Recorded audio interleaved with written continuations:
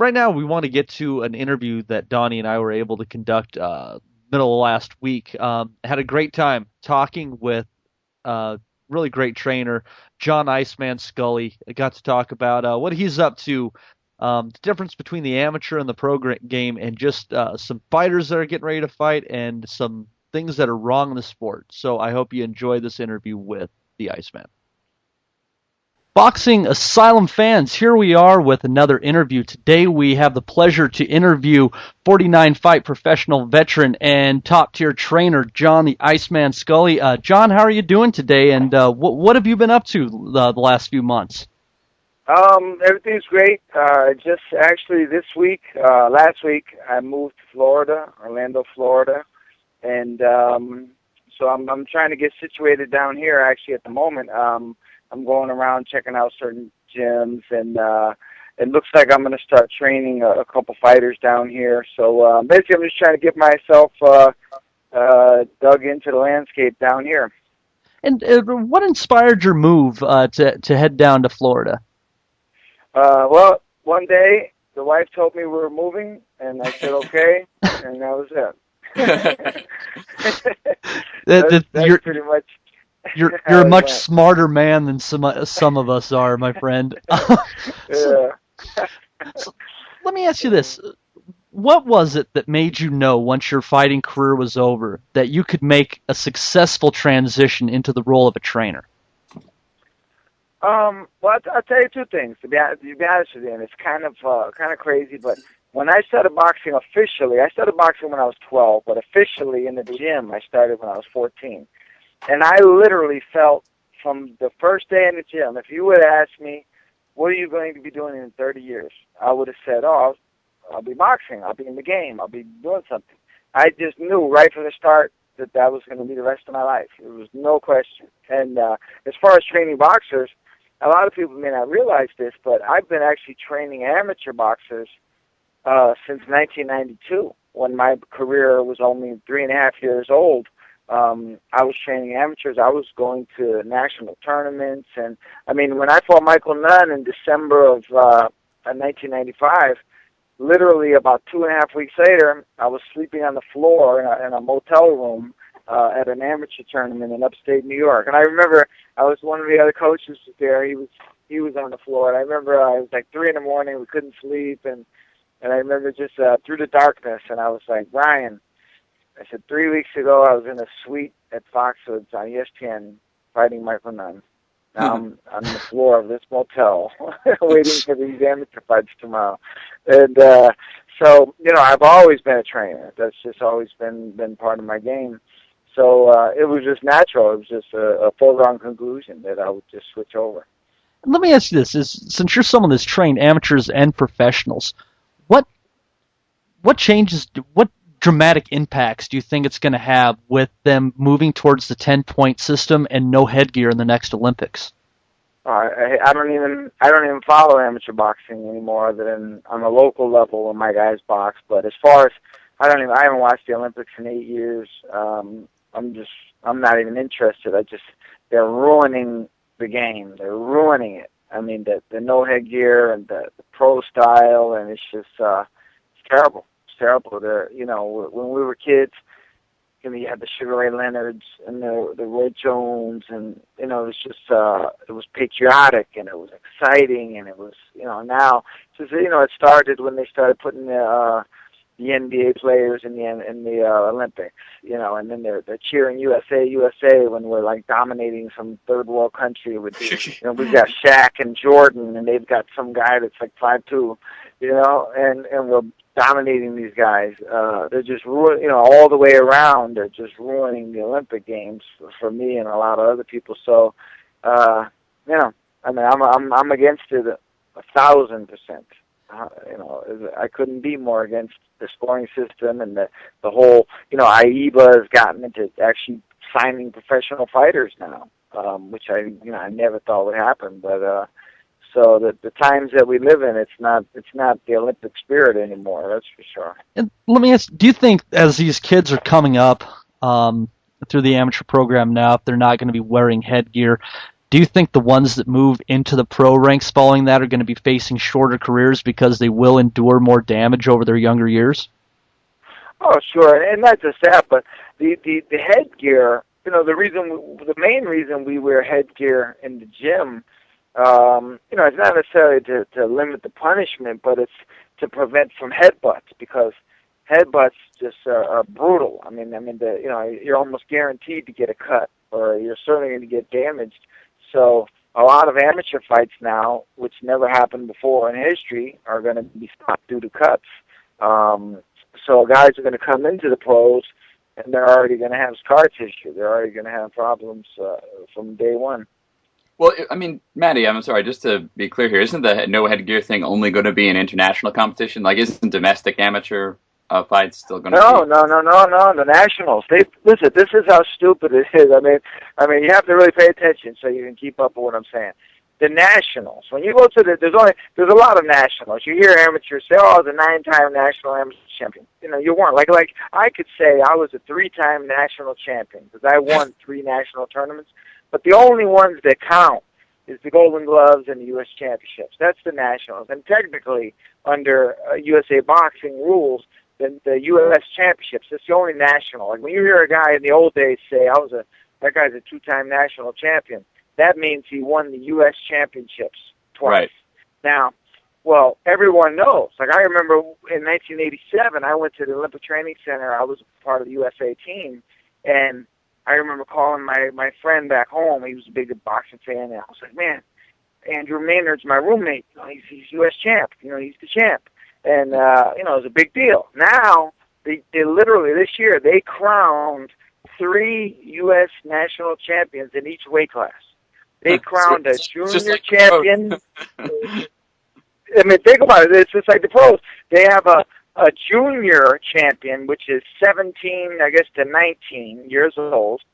They have a no headgear champion and a headgear champion. So you could choose before the tournament if you want to wear headgear or not. So if you want to wear headgear, you fight the guys that wear headgears. If you don't, you fight the guys that don't wear the headgear. So there's 3 national champions, because there was a kid in New Haven that won. And I'm like, man, I was telling his coach, like, your kid won the national championship? He goes, yeah. And then I hear the kid from Holyoke won it. And I'm like, well, wait a minute. They said the kid from New Haven won it. And they go, no. The kid from New Haven was only 17. He won the juniors. The kid from Holyoke won the non-headgear championship. So then there's another kid somewhere in the country who's the headgear champion. It's beyond ridiculous. Like, it's just stupid. So now there's 3 guys saying they're national champion. So do you think this is actually what they're doing is going to almost separate the styles of fighters, where you got the kids that are punchers wanting to go in with the no headgear, and then you'll have the people that are more of the straight boxing types will want to be in the headgear division? Probably, and then there's guys that just they're thinking about turning pro, so they want to wear the no headgear. But ultimately, it's AIBA. AIBA has taken to signing pros. They're signing up amateurs. They've turned it into literally a farm system for their pro careers. So it's ridiculous. I mean, it's all political. It's gone that way. And just to switch gears here, a man that you trained that is very polarizing in boxing circles is Chad Dawson. And what do you attribute to what seems to be him just kind of falling off over the last few years? All the things that had once excited people about Chad, they seem to not be as apparent anymore. I think there's a lot of aspects to it. I'll tell you, one is the fact that the game has changed so much, where guys, they make so much money in the fight, they have to wait for the TV dates. You never see Shane Mosley in a 10-rounder off TV. It's always some kind of title fight. It's got to be on TV. It's got to be on a major network. So he can only fight once or twice a year now. So Chad had to wait for dates.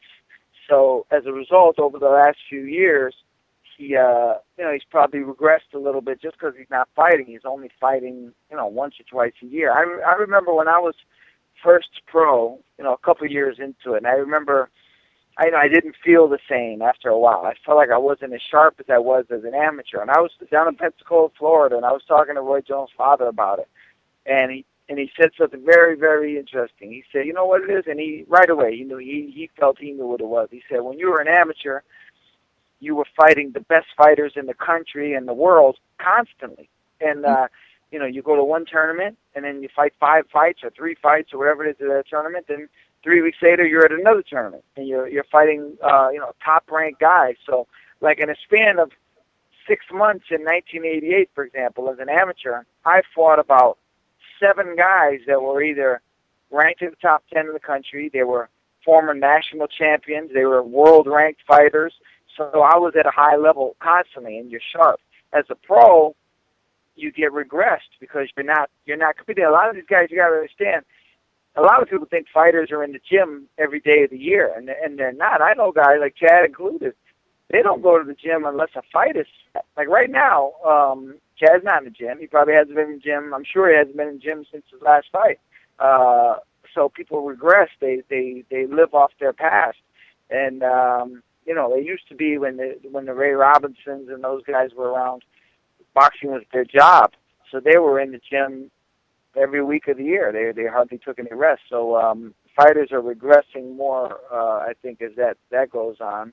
And the other thing is, you get a guy like Chad. I mean, you can fight Bernard Hopkins and make a ton of money. There's not that much motivation for certain guys to get back in the gym and go make more money because they already have money. Yeah, absolutely. Let me ask you this, John, because you're touching on something interesting there. Do you think, I mean, given where they're at now compared to where they were a few years ago, Floyd Mayweather is a guy that seems to keep himself constantly in shape. He takes care of himself. He's in the gym. Right. Whereas Manny Pacquiao is going off of that path. He's got his political career and a lot of other, he's got his hands in a lot of other things. Do you think that it's that simple dedication that is what now separates them, obviously, compared to a few years ago when so many people could not discern which fighter they thought would win in a match between the two? Right, yeah, exactly. As time goes on, it's like, I'll give you an example, like an analogy compared to what you're saying.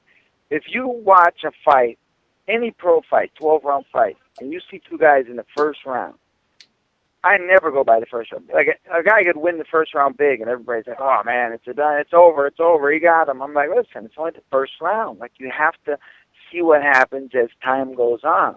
The 6th round is going to be a lot different than the first round. The people are going to be in a different state physically and mentally.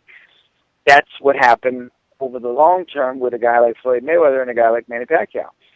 Floyd Mayweather and Bernard Hopkins are the 2 guys that come to mind that I know in the modern era that treated like the Sugar Ray Robinsons did. They're in the gym all the time. They will always be in shape. They will always be sharp. Mayweather, he's notorious for that. Hopkins made his career off of that.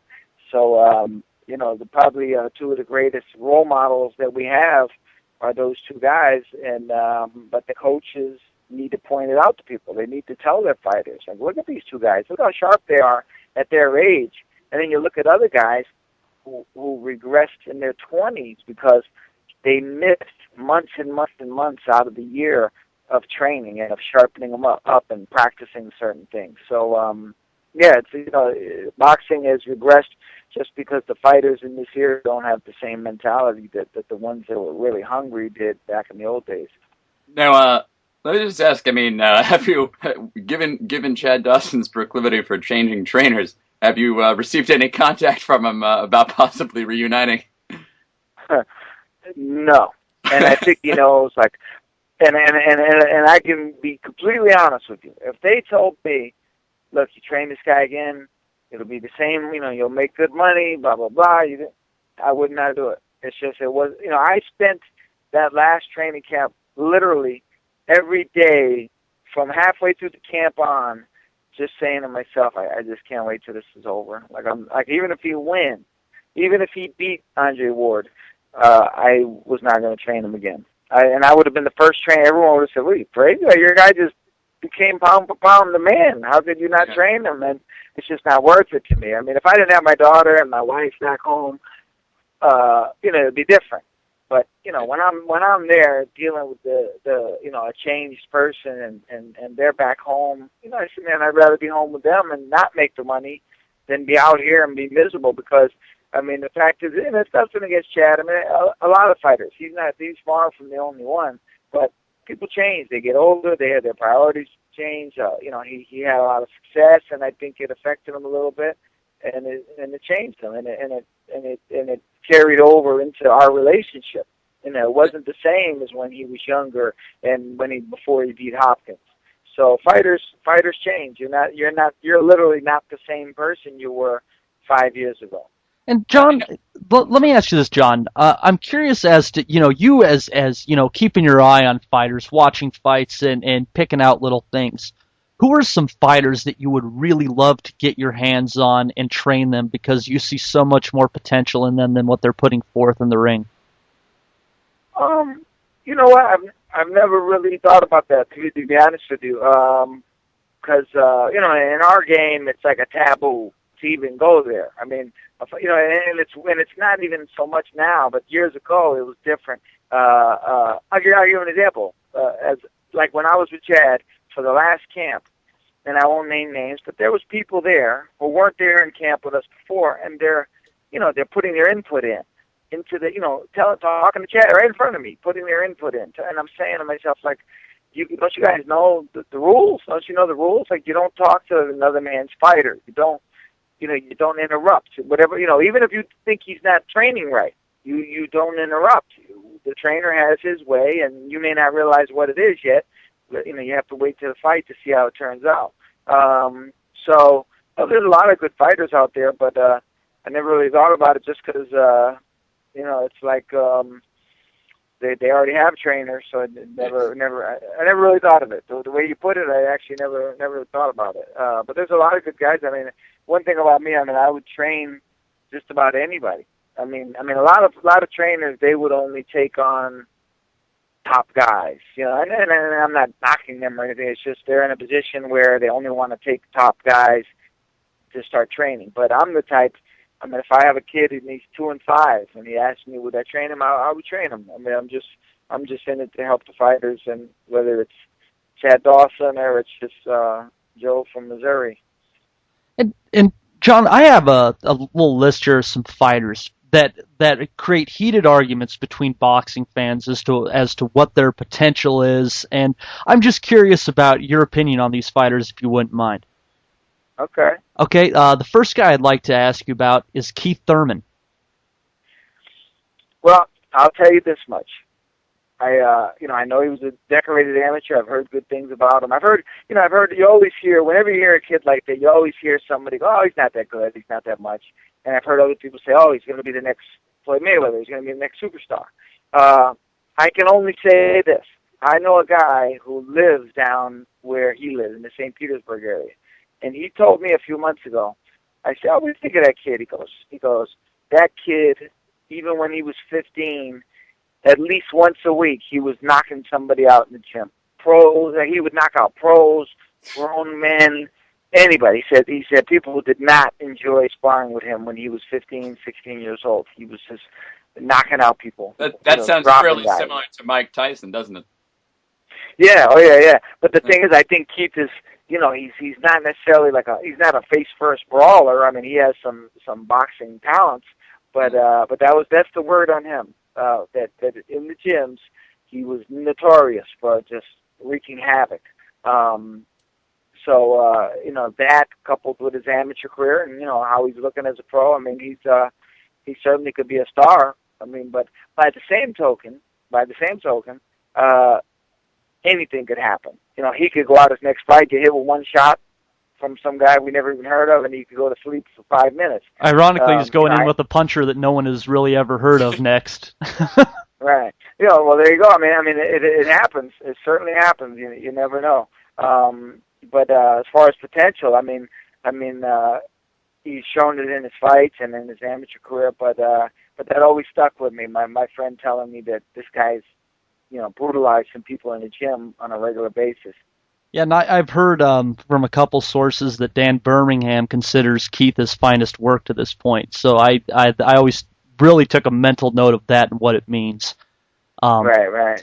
But here's a guy that I can't stand him on a personal level, and I'm afraid it might cloud my judgment on him as a fighter, and that's Adrian Broner. Yeah. You know what? I'll tell you a couple things. You would never, Sugar Ray Robinson, Sugar Ray Leonard, Tommy Hearns, Marvin Hagler, they would never have a YouTube video out of them going to the bathroom in the Dunkin' Donuts. Okay? Yeah. I mean, really, like it is unbelievable how stupid this kid is. Like, it's, I mean, I'm not afraid to say it. This kid is stupid. He's ignorant, and the reflection he puts on the word champion is a disgrace. I mean, it's unbelievable. And I just think he's young. And some people are 22 and they're 30, but some people are 22 and they're 12. Yeah. And he's 12. You know what I mean? I think he's very talented, but I think Paulie Malignaggi and a few other guys, but Paulie sealed it for me that he's not what they say he's not the superstar, the heir apparent. I think he's very good. He's very talented, et cetera, but he's not. Paulie showed a lot of weaknesses in this guy and a lot of things that are just missing in him. And like I say, I mean, part of it is just his ways outside the ring. They reflect, and the way they brought him up, and like I say, that YouTube video for me was the last straw. That's just, I mean, that's just a disgrace to the word champion. Yeah, I have trouble maintaining my professionalism when discussing the guy because he does a lot of the things he does. They do sicken me. So I'm glad to hear that it's not just me. John, let me ask you, this is a guy who has incredible talent, but we're still waiting for him to step up. To me, it seems like he has the fastest hands since Meldrick Taylor. I'm talking about Gary Russell Jr. Right. I mean, I think, they're going to put him in with better guys, and my feeling is that when he steps in with better guys, he's going to do even better. Some guys, they're young and they've got that superstar potential, and they were great amateurs, and they're being brought along a little bit slower than they would even like, and they reach a point where they just kind of get, stagnant. Yeah. He's anxious to fight the better names, but you don't want to put him in with the absolute elite either. So now it's probably a thing where they're caught up and they're not sure which level to go to yet. But my feeling is that he's going to step up. I think he's really good. And I can kind of kill two birds with one stone on this question. They're still discussing it for the Mayweather-Alvarez pay-per-view, a match between Danny Garcia and Lucas Matisse. What do you see out of those two fighters, and who do you think is going to take that match? My gut feeling, I guess, would be to go with Matisse. But Garcia, I mean, it is part of it, and this is kind of another subject in terms of boxing perception. But you look at him, he seems kind of like a young kid. Like I look at him, he looks almost like an amateur facially. He looks like a kid you'd see at a Golden Glove tournament. And he stepped up with these guys, and they keep putting him in with good fighters. And I kind of say to myself subconsciously, like, maybe that's a little bit more than he can chew right now. And he comes through, and he's winning. Clearly, like he's not having much problem with these guys, and even Zab, who's got the fast hands and everything. I mean, he overcame a lot of adversity and a lot of rough spots. So, I like him. I think he's more than just a puncher. He's known for his power, but I think he's more than that. But just right now, I think the way the stars are aligned for each guy, I just feel like if I had to bet $5, I'd bet on Matisse. Yeah, it's just, there's three punchers in this sport that really are blowing me away right now. Well, actually four. It's Matisse, Golovkin, Stevenson, and Kovalev. Right. Yeah, well, Stevenson, which I've said several times recently on interviews, he's a puncher. And I know people that know him personally, and one of them was Emmanuel Stewart, who trained him. And I told a lot of people where Emmanuel Stewart, I saw the last time I actually really talked to Emmanuel was the night before Chad and Hopkins fought in Atlantic City, and we sat down in the lounge it might have been an hour. I mean, we talked for a while about a lot of stuff. and he brought up Adonis, and I didn't know that much about Adonis at the time, and he said to me, "That's the hardest puncher I've ever worked with." He said, "I've never." This was his quote. "I've never seen anything like it, not even with Tommy." That's crazy. He said in the gym, he said this guy spars people, and they complain for 5 or 6 days after, not about their jaw or their ribs traditionally. He said if he hits them on the elbow, their elbow hurts for 5 days. If he hits them on the shoulder, their shoulder hurts for 5 days. And I remember, recently, Russ Amber, who's a top trainer, underrated trainer. He's in Montreal. He's owner of Rival Boxing Products. He worked with Adonis. He used to tell me years ago when I didn't even know who Adonis was, and he'd say, "Scully, I'm working with this kid. This kid is the hardest puncher I've ever worked with." And Russ worked with a lot of guys. And I know people that have told me that he can't even spar with super middleweights and light heavyweights because the average guy just can't take his power in the gym every day, day after day. So they put him in with cruiserweights and heavyweights. So he's just. Well, I'll tell you a funny thing. It's kind of a funny story. It'll reflect the opinion that somebody respected has for Adonis. And I don't think Adonis is necessarily a good fighter in terms of his talent and skill, but power negates all of that. And Russ Amber was at the fight with Chad and Adonis, and for some reason, Russ was in the Chad's dressing room for something. He was checking on the gloves or something, and he said he noticed like it was a very laid back atmosphere. They were kind of joking around, and they were casual, calm. And he pulled one of the guys that he knew aside. And he said, not for nothing, but do you guys realize who you're going in with? Like, and he used the word nuclear. He said, do you realize this guy is a nuclear puncher that what you're about to face? And they were like, oh, we got it, we're just keeping loose. And he was like, all right, I just want to make sure you got to be on your P's and Q's with this guy. And, I think maybe Chad overlooked him a little bit because the fact is, and people make this mistake, but, Chad fought and beat a much higher level of competition, and but I don't care. I remember Vinny Pazienza years ago. He fought this guy at Bolanos, and Bolanos was like something like 25-0 with 24 knockouts, and people were saying he had never fought anybody. And he said, Vinny said, I don't care if he fought his grandmother 25 times. She would have got lucky at least one time. And so I don't. Whoever Adonis was knocking out, he was knocking him out. And, I think the world sees now that he's something to be reckoned with. So he may not be Superman talent-wise, but he's Superman punching-wise. Do you think this is one of the best light heavyweight eras we've seen, really, probably since the early 80s? I think it's good, and it's quiet, and it's underrated. Like, the average person on the street doesn't know. We're boxing fans in the 70s. They were like, oh, man, Mike Rossman, Victor Galindez, and Nabi Shah Muhammad. Like, everybody knew these guys. A lot of casual boxing fans may not know Adonis and Tavoris Cloud, but if you were to do a 6-man tournament or an 8-man tournament, you had Dawson, Cleverly, Hopkins, Cloud, Pascal. You'd have some excitement. You'd have some high interest going right there. Kovalev, yeah. No, well, that's one of the problems, right? Those fights were on CBS and Saturday afternoons.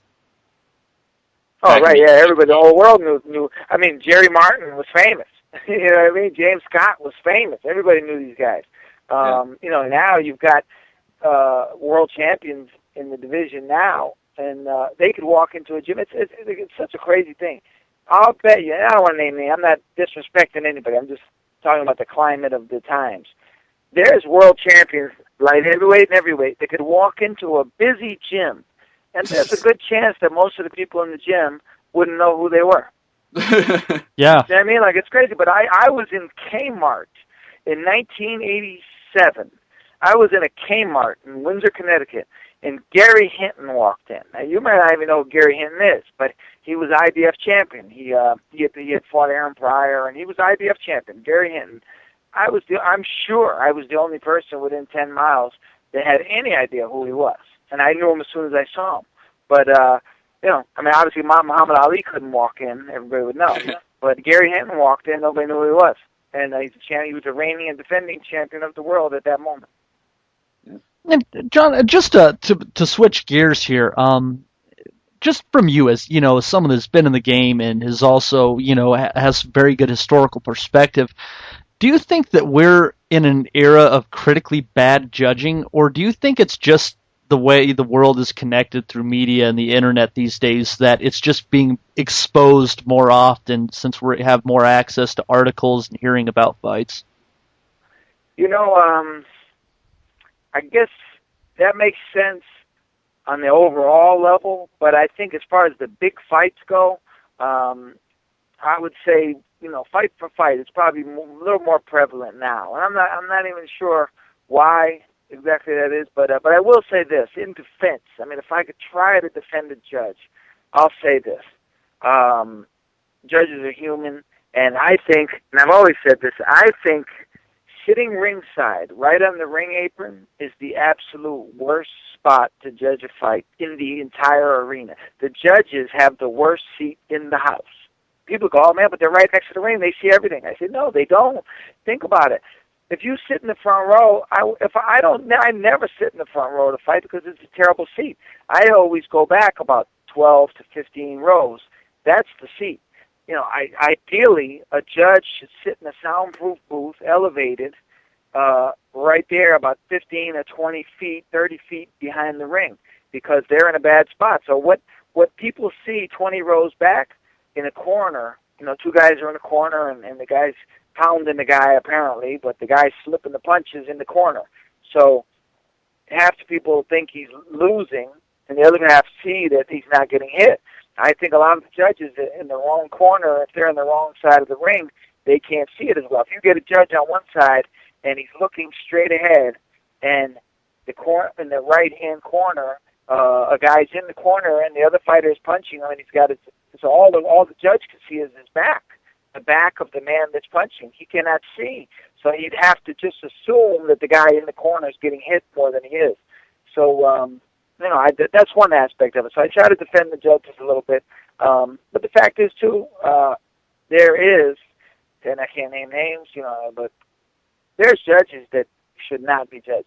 I personally could tell you, I know people personally who there's no way in the world I would let them judge anything. I wouldn't let them judge, a cupcake contest, nothing. I would not. They're not qualified. They're not. And the problem is that there's no strenuous thing to become a judge. It's not as hard as people might actually think it is to become a judge. Yeah, here's a question for you. You had a guy in Austin Trout who, in most people's eyes, actually, through this guy Fight Scorecard Collector, the fans actually had Austin Trout winning the fight. There were more fans that thought Austin won it than Canelo.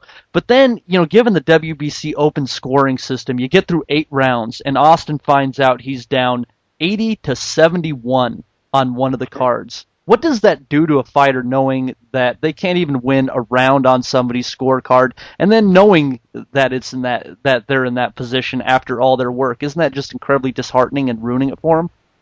Oh, sure. I mean, like there's no reason. He could just say to himself, "I give up. I give up. Well, why try? Why get blasted here? I'm going to make the same money. I'm going to lose anyway. You've already got me losing." And then he starts thinking, politics are against me, and maybe it's because my manager, and maybe my manager is not in with these people, and maybe these people hate him, and so yeah, I think it's like the amateurs, what they do in the amateurs in the national. I don't know if they still do, but they did a few years ago when I was working the corner in the nationals. After the round, they come around with a slip of paper and they tell you who's winning. Yeah. They tell you the score. So theoretically, like if I have a fighter and he's going into the last round of an amateur fight, and I know already that he's winning 21-7. Now in amateur boxing, that is a huge, insurmountable span. You cannot win it. There's no way the guy's going to get enough points to beat you in the last round. So literally, I can tell my guy, run, just run around, box. Don't let this guy touch you, and you win the fight. And he's going to do it. And it's going to be the worst round you ever saw. There's going to be absolutely no drama whatsoever. And, so you ruin the ebb and the flow and the purity of the fight. There is no fight. Now it's just a technical, tactical let's make sure we just win without getting the guy getting lucky. And it's terrible. I mean, the fight is supposed to be, you don't know who's winning. That's the point. That's the point of it. You're not supposed to know who's winning. That's the excitement of, and the new, you know what I mean? And still, that's the excitement. That's one of the best parts of the fight. Remember when, I don't know how long you guys have been following boxing, but Chuck Hall, back in the Sugar Ray Leonard, Hagler era, he was the ring announcer. And for man, Vegas, when he, right? right, and it was poetic, man. It was beautiful when it was a split decision, the Hagler Leonard fight. When he was about to read that last score, the world was on edge. Like the entire world was listening to Chuck Hall. Like everybody on earth was listening to see what Chuck Hall was about to say, and new, and you're killing that with this new thing. And if they want to fix something, fix the fact that the WBC, it's nice. It's like, oh wow, they're trying to fix things. Take away at least 12 of the 47 championships that you have. No kidding. Get rid of the silver and the yellow belt and the do you know we live in an era where I cannot even tell you who the middleweight champion of the world is right now? I have no idea. And I know Martinez is in there somewhere, but I don't know if he is or he isn't. I don't know if a silver means he's champion or it's insane. I literally I cannot despise it any more than I do. It's not even possible. It's crazy. Nobody knows who the champions are, and at this point, I don't think people care. Like if they want to see Martinez fight, and that's it. I don't even know if he's champion. I guess he is, but he actually is. That's one of the few belts that you can trace direct lineage to. That's Hopkins to Taylor to Pavlik to Martinez. He is actually the true middleweight champion. Okay, well here's the thing. I didn't know that till 2 seconds ago. I had no idea. And the thing is, but I don't care. I don't care that he's the champion because he is the champion. Like even if they said he wasn't the lineal champion, I go, well, he should be. I mean, he's the best right now. He's the guy. We want to see him. So that's the thing. Like the lineal championship to me doesn't even mean anything because it's been chopped up. And you go back to Ernie Terrell was a champion, and then you go back to when Spinks and Ali fought the rematch. So they like it's crazy because he ended up being a great champion. But the only reason Holmes even got to be the champion was because Ali and Spinks fought their rematch, and the WBC didn't like it. I mean, it's just it's mind-boggling how stupid it is. I think in this era, like right now, people, as far as I'm concerned, Hopkins is the champ. I mean, I just feel like he's the champ, whether he's lineal or not. I just feel like Hopkins is the man. And at super middleweight, it's Andre Ward. It's like it sucks for the other champions because they're going around going, yeah, hey, I'm the super middleweight champion of the world, and I'm going, well, no, you're not. Like Andre Ward's the middleweight champion. Like there can only be one champion. I don't care what anybody says. It's not possible to have two champions of the world. Like you're either the champion or you're not. Andre Ward is the champion. I don't care what the other people say. All these injuries though to Martinez and with the knee and stuff. I mean, he's going to be probably inactive for another year. Do you think Golovkin can beat enough middleweights that you'd say, I think this guy's the champion now? Right. Well, I mean, if a guy's inactive, and it's almost like when you're inactive, as far as I'm concerned, like you're in retirement, and we're just waiting for you to come back. I mean, it's actually good. Golovkin is making the noise he is because now we have the potential for a super fight at that weight.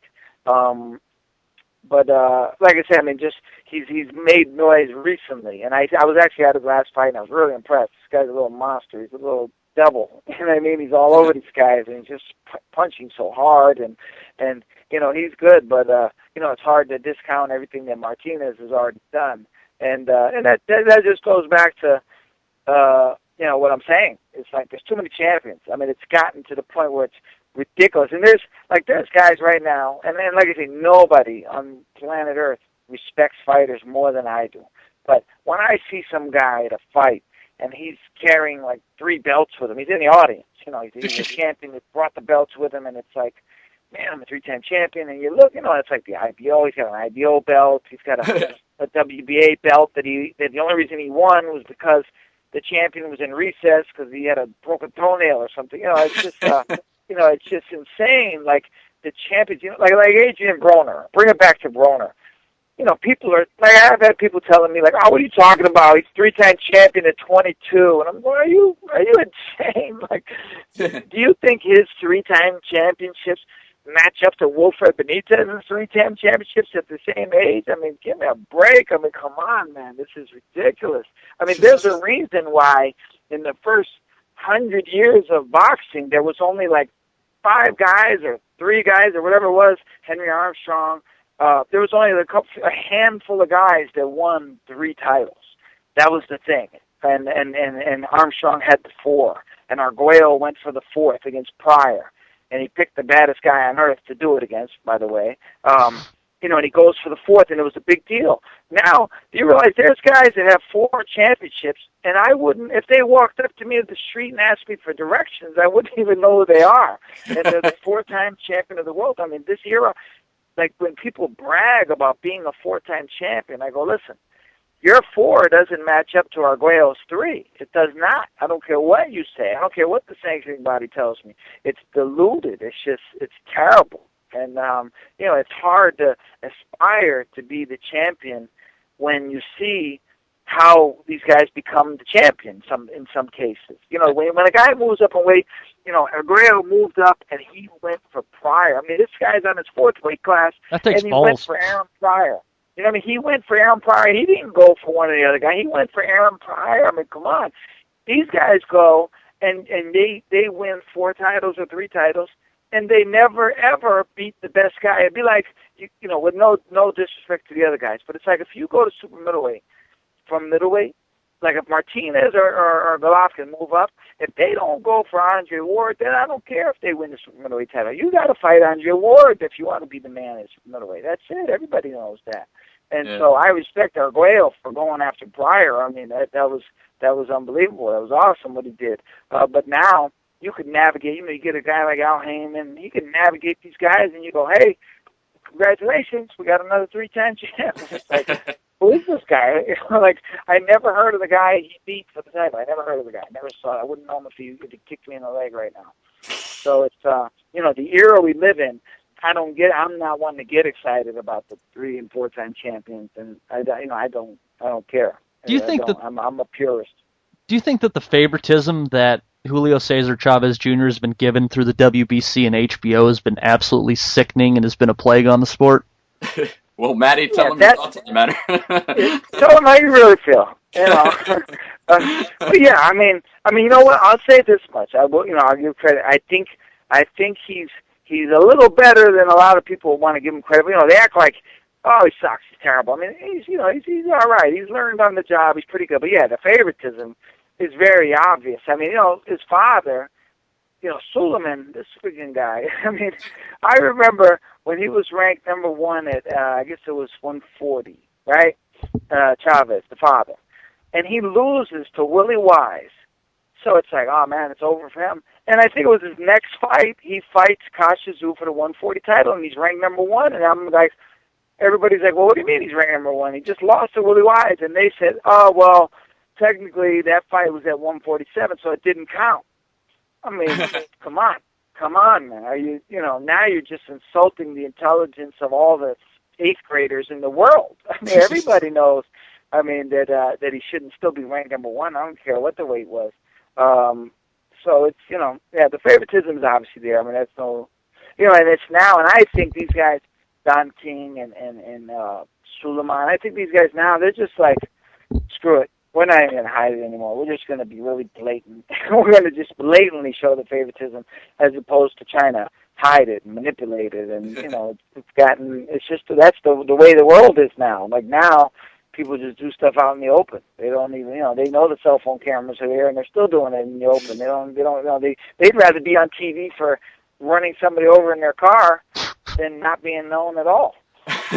So do you think that basically at this point in time, considering that, between Golden Boy and Top Rank and, not being able to make fights, the sanctioning bodies, poor judging, etc., that is ultimately just up to the fans to really determine who the man in each division is and who the fighters that are really top-tier fighters are, no matter what's being shoved down our throats? Oh, yeah, no, that's what I'm saying. That's what I'm saying. Like, to me, Martinez is the champion. Andre Ward is the champion. Hopkins is the champion. I mean, that's how I feel. That's who the champion is. I don't care what the other groups say. It's up to the fans to know what they're looking at. I mean, you can't, strip a guy because you don't like his promoter, ultimately. And then you have this other guy who we never even heard of fight another guy that we never even heard of from two countries that we didn't even know existed, and then call them the champion. And then everyone's supposed to go, yeah, these guys that's the middleweight champ right there. It's like, no, he's not. No, he's not. It's a terrible politically. It's just a terrible era. It really. I hate to say it. I mean, I don't want to be one of these guys like that says he loves boxing, but then he's trying to tear it down. But man, the expression "it is what it is" so prevalent here. I mean, it is what it is. It just I'm not the guy to sit there and well, I'll give you an example. So, see if you can relate to this. Now, like Demetrius Andrade, who I know, he's a very talented kid. I've sparred with him. I've seen him since he was a young kid. He's a good fighter. He's a very good fighter. He's talented. But he's fighting for the WBO title. And something happened, and now he's fighting somebody else. I don't even know if the fight's still on. He's fighting Vanis Martirosyan. Okay. Now, what he said, I read a thing where he said, I'm about to make history. Watch me make history. And I'm just saying, come on, man. Like, what do you mean? Like, if you win the WBO title, you're going to be making history? I mean, that's like saying if I go over there and, eat that cupcake, I'm going to make history. I mean, come on. What do you mean? Like, Roberto Duran going from lightweight to junior middleweight, after he was considered shot, and then he wins his third title over Davey Moore. I mean, that was some kind of history, and Arguello going after Pryor he could have said, hey, tune in and watch me make history. But, winning the WBO junior middleweight title, in the same weight class that you have Canelo and Mayweather and these guys, they're in that area. I I just don't see what history we're talking about here. John, that's what I think. I think he may have been referring to, if Providence, Rhode Island has ever had a world champion. Maybe that was the history he was referring to. Hey, Vinicius was world champ, IBF and WBA. That's right. Yeah, what am I talking about? Yeah, you're absolutely right. Yeah. Okay. It's just, he doesn't even know what he's saying. Like, everybody says that. Like, I'm about to make history. Like, that's just I don't think they understand what history actually means. Making history actually means. They think, they put themselves on a pedestal before their time, and it's not their fault. I mean, the sanctioning bodies have done this, and TV has done this. They've made these guys believe that they're on par with the greats of history. They've diluted it so much, they've made it so accessible that it's just bizarre. And like I say, I'm not coming down on anybody, but man, I'm hating on the game. Yeah, what I mean? Yeah, you have to respect history. I mean, history to me in the last 15 years of boxing is Roy Jones Jr. winning a portion of the heavyweight championship and Bernard Hopkins continuing to win titles at his advanced age. To me, that's the history that's been made, and really nothing more than that. Right. And listen, Hopkins is not looking to win over certain guys. Like, he fought Chad. It didn't work out, so he went to Tavoris Cloud, who everyone said, oh, man, Tavoris is a monster, he's vicious, he's a big puncher, and Hopkins is like, all right, well, let's see what happens. I mean, you have to respect that. It's just, like I say, these fighters are a product of the world they live in, so I don't, I'm not necessarily against the fighters, I just think they don't have the education and the knowledge of history to understand what they're saying, how foolish it sounds. You know what I mean? Like I say, Adrian Broner, 3-time champion. I mean, come on, man. Come on. It's ridiculous. If you throw out Marquez's interim title at 140 pounds, he's basically saying that he's on the same level as Juan Manuel Marquez, and they should never be discussed in the same breath.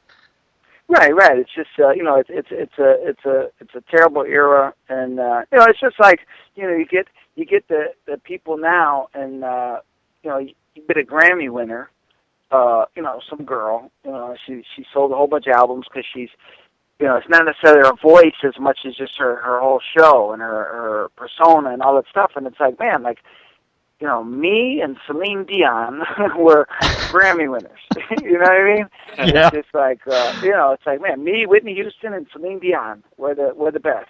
It's like, come on, man, And so yeah, we're in an era. I mean, it's up to the fans to decide what the reality is. And I remember, who did it good? I remember Glenn Johnson and Tarver. They wanted to fight. They wanted to unify. They had both beaten Roy, and the the sanction body, WBC, whichever one it was, they wouldn't sanction it because they were different sanction bodies, and they wanted them to fight the mandatory, some guy, who I don't even remember who it was. And I remember Glenn Johnson and Tarver were like, well, screw the title then. We'll just fight each other and see who the best is. And that was one of the greatest things I've ever seen. Like I was so excited when they did that. They just told the sanctioning bodies, like, are you insane? Like, are you crazy? Or we have to fight each other. I don't care what you say. It's just like Hopkins. I guess he gave up the title because they wanted him to fight this guy. No disrespect to the guy, but I don't know the guy, and I'm not sure how he became the mandatory, but, they wanted him to fight this guy, and it's just, it's a tangled web, I'll say that. But listen, I need to tell you guys one thing. Remember how earlier I said I moved to Florida because my wife said we were? Yes, sir. Okay, well, my wife is waiting for me in Home Depot. I remember. And I know. I know my wife, and I know she's in there, and I know she's gritting her teeth, and she understands that I have to do the interview, but I think I better get in there. No, John, and we really, really appreciate your time. And everyone, if you get a chance, do you have an idea what gym you're going to be working for there in Florida? To be honest, I'm in Orlando, so I'm looking at Coe, Orlando. I guess it's Winter Haven or Winter Park, right? That general area. I'm not 100% sure, to be honest with you. I'm not 100% sure, but it'll be soon. I'm actually going around checking out things this week, so I'll know pretty soon, and I'm definitely going to be getting myself in the mix here. Well, all you fighters down in the Florida area that check out our podcast, if you're looking for a top-notch trainer, travel up there, check out John Scully. And John, we really appreciate your time, and we wish you the best, and hopefully we can talk to you again sometime. I appreciate it. It was a lot of fun, actually, and call me whenever you need somebody to talk. I'm always here. Cool, sounds good, John. I hope we didn't get you in too much trouble with the wife there. No, I think I'm going to take her out to dinner later. I'll be good. All right, man. Well, you take care of yourself. Thanks again. All right, thank you, John. All right, buddy. Thank you. All right, guys. Okay.